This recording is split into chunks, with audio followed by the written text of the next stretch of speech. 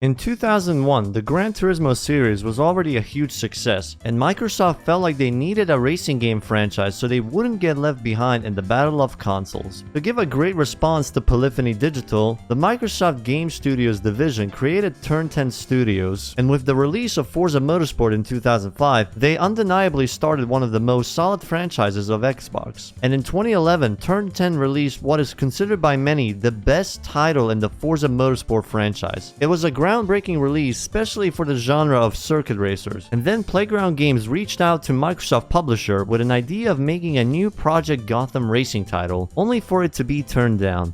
I'm afraid not. Your mother. Possibly due to Microsoft not wanting PGR to intervene with the Forza brand as Xbox's main racing title. So in the last minute, they pitched a spin-off to the Forza series, going for the open world direction. And considering they had developers that worked on Dirt, Grid, PGR, they were definitely capable of doing the job. And luckily, Turn 10 was also ready for expanding the horizons. Quite literally. And with this idea, Microsoft caved in and gave the team a green light. Considering the state of the open world racing genre at the time, and how the Need for Speed series seems to be stuck in a limbo, making a racing game that wasn't a circuit racer at the time was definitely a risky bet, but we can safely say they didn't disappoint with the release of Forza Horizon. While the series has become a juggernaut, completely overshadowing its own older sibling, the Motorsport series, thanks to its more accessible and arcadey mechanics with the freedom to take on anything, which obviously appeals more to the masses than the more restrictive Motorsport. Horizon Start has quite the interesting ideas, yet held back due to technical limitation of the 360, with the idea of bringing festival vibes in an open world environment into the mix. Something that hasn't been done before due to many games using the festival idea with specific tracks so they could instead make varied environments, like with example of Need for Speed Pro Street and Juice 2. To set the tone, Horizon 1 starts out with a cutscene as a brief glimpse into what the Horizon Festival is all about in the Colorado ranges, with cars, music, and the people, really going all out on the festival vibes. Forza Horizon takes place in Colorado, USA, and the atmosphere is truly astonishing. They nailed it completely. The winding roads, the leaves falling from the autumn trees, the countryside, the city lights at night. Well, in here you can't really drive through the entire map.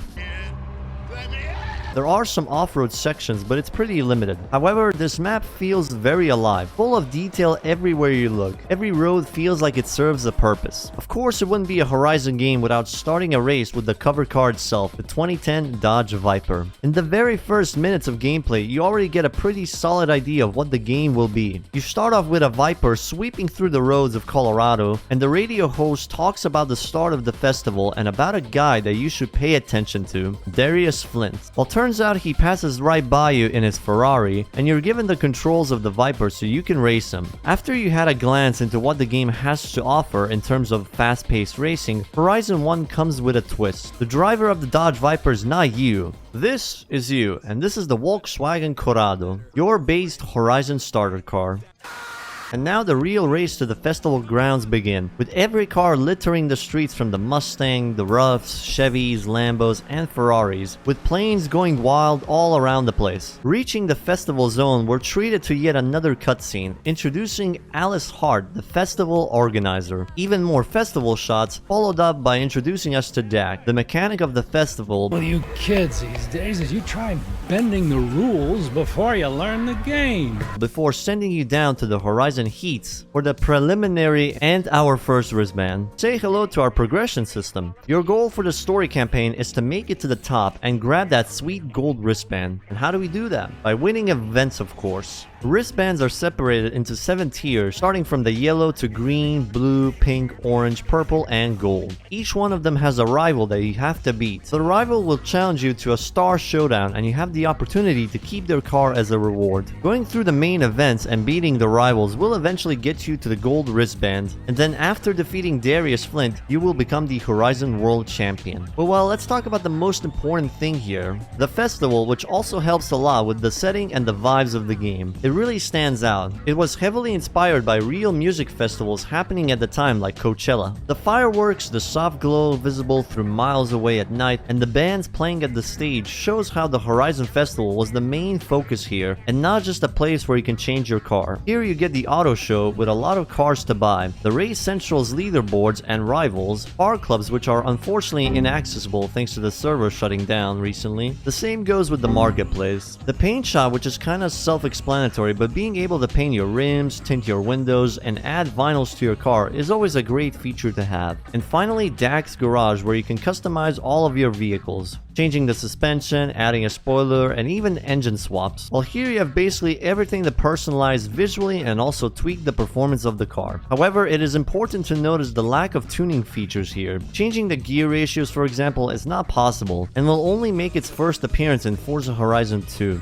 The developer's previous experiences with racing games are very explicit here. There's a lot of similarities in the UI design and soundtrack with Dirt 3 in here, and of course the skill point system is basically an improved version of Kudos in PGR. The soundtrack is also a standout, mostly bands that you would expect to see in a 2012 festival. I know that 3 radio stations are not that much, but Horizon Rock's Pulse and Bass Arena had a great selection of playing rock, EDM, pop music. Just take a listen to it for yourself. There's also a pretty good video talking about Horizon music overall, which I will leave a link to in the description. The radio stations also contain interviews with the rival drivers, and you will often hear them talking about you and the races you made. So first, do tell us your opinion of the new kid who's shooting through these events like he was born a Horizon champion. Yes. I'm aware of his rise and his popularity with the crowds, but no one is born with the talent to win. So it's a nice touch to make the game more immersive. But speaking of which, here's our first event lined up. The preliminary heats will be the first proper race we have in the stock Corrado. Win and our ticket into the Horizon Festival is sealed. But the game is going to make us do a bit of exploration and introduce showcase events first, so we embark on a short trip where the game will introduce the open world mechanics such as speed traps. For our first showcase, we get to use the Mustang Boss, and our rival, well, you can comfortably use a plane, so there's that. Granted, even the showcase here is already very scripted, but I suppose when this game first came out, this was something cool no one ever did before. There's a total of 10 showcase events, and they're pretty much similar to this one, being you in a car versus some kind of aerial vehicle, well, except for a couple of them having regular land vehicles. Though in classic Forza Horizon, the Mustang Boss is now ours, despite this being our second official event in the festival. We haven't even grabbed our first wristband yet, and they're already giving us cars. A long drive in the Mustang to the festival grounds for our first wristband, which serves the purpose of showcasing the day and night cycle. Funny enough, this drive seems to be marked as a scripted race. It's noticeable with the sudden appearance of AI the closer you are to the festival grounds. And in every event, you have restrictions. To enter a race, your car has to be aligned with the race's performance tier. In most Need for Speed open world games, for example, you will have the need to change your car if the one that you're using doesn't keep up with the opponents. Though speaking of opponents, what about the AI? They seem to take the drivatars from Motorsport 4, but not as aggressive, so it's somewhere at that level, which brings us to the difficulty. Same deal as Motorsport, it's all tunable from easy, medium, hard, and insane. They're the outpost events like the Photoshop and stunt events for both speed and skill. After all of that is done, the outpost will be available as a free fast travel point, and the previously mentioned showcase, with more stuff behind the multiplayer exclusive events, Infection Mode. With our first wristband on our hands, or well, wrist, we have officially made it into the Horizon competition with 249 other racers competing and the one guy to chase down, Darius Flint. Of course, we won't be going after 249 other characters, but what I do find very interesting with this cutscene is how they justify the use of Kudos in the series. To see spectacular racing, and I can always use a driver who has the crowd on his side. So now we are faced with the no money run killer. A very hard choice Horizon asks you from the very start. Subaru or Evo. This is the first purchase for the game, and no, like I did in the no money challenge run, there's no way to decline this. The game will force you to buy either of these cars. After this super difficult choice, all we need to do is climb up the wristband ranks and beat anyone standing in our way, until we reach the big dog Darius. With each wristband, we get to challenge another character into a 1v1 race with their car on the line. While we don't exactly bet our own car, this is the closest Horizon can go with something like a pink slip race. And although the rivals trash talking you at the beginning of each race might seem a little cringe and cliche, more losers make me look even better. considering the atmosphere of the game, it's quite understandable, especially since it gives a sense of progression and satisfaction after beating the guy that has been trash talking you for the past 5 events. I guess this is yours now.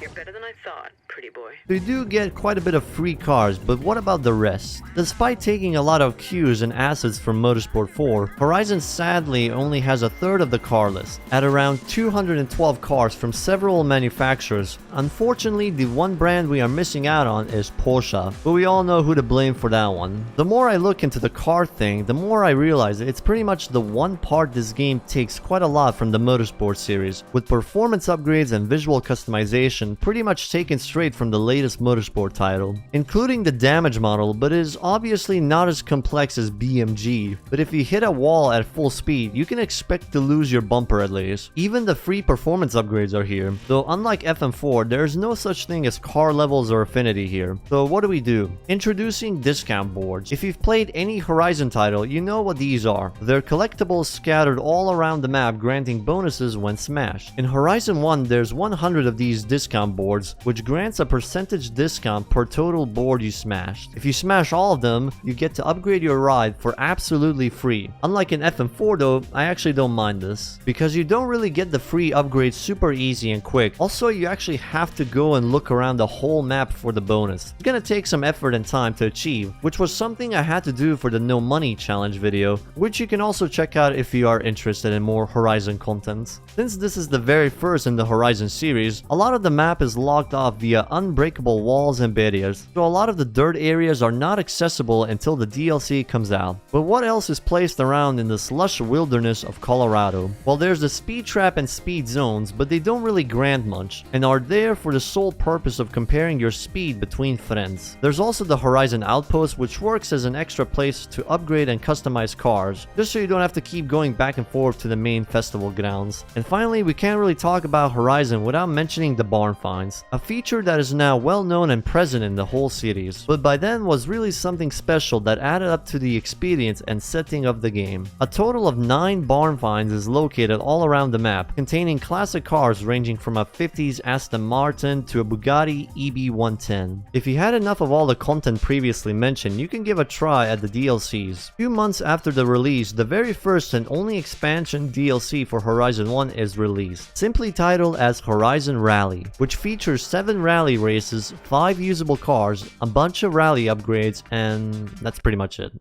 But hold on, things are not exactly that simple. The DLC also includes crack, before the AI.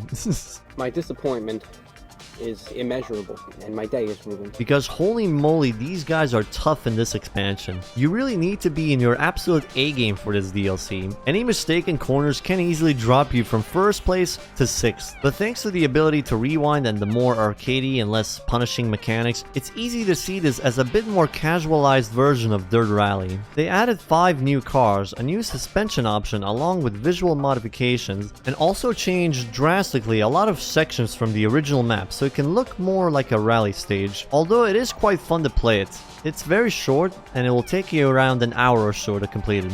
So if you're looking for more extensive content, the 1000 Club expansion will do you just fine. Despite this being unavailable because of the servers shutting down last month, you had 5 challenges available for each car, and the challenges included drifting, destroying things, speed traps, going to a place in a certain time limit, and a lot more. It was basically the bucket list mode in Horizon 2 and 3, but with every single car having 5 of them each. It was a very interesting DLC. Forza Horizon is almost 11 years old, and I can certainly say that it has aged like fine wine. It is the starting point in one of the most successful franchises in racing game history. It definitely set an ongoing trend of festival racers now. Just like how Need for Speed Underground influenced a lot of franchises in the early 2000s like Juice, Midnight Club, Street Racing Syndicate, and many others. The feeling of being in the festival is much more present in this game. The target audience for Horizon definitely changed, and so the purpose of the game too. Horizon is feeling more and more like a sandbox game, and if you're not very impressed by the newer entries in the series, Horizon 1 might give you a different perspective. If you're looking for a game with a huge map and an extensive car list just to drive around with friends, this game might not be for you. But if you're looking for a solid single player experience with a good sense of progression and amazing gameplay overall, Horizon 1 is the way to go.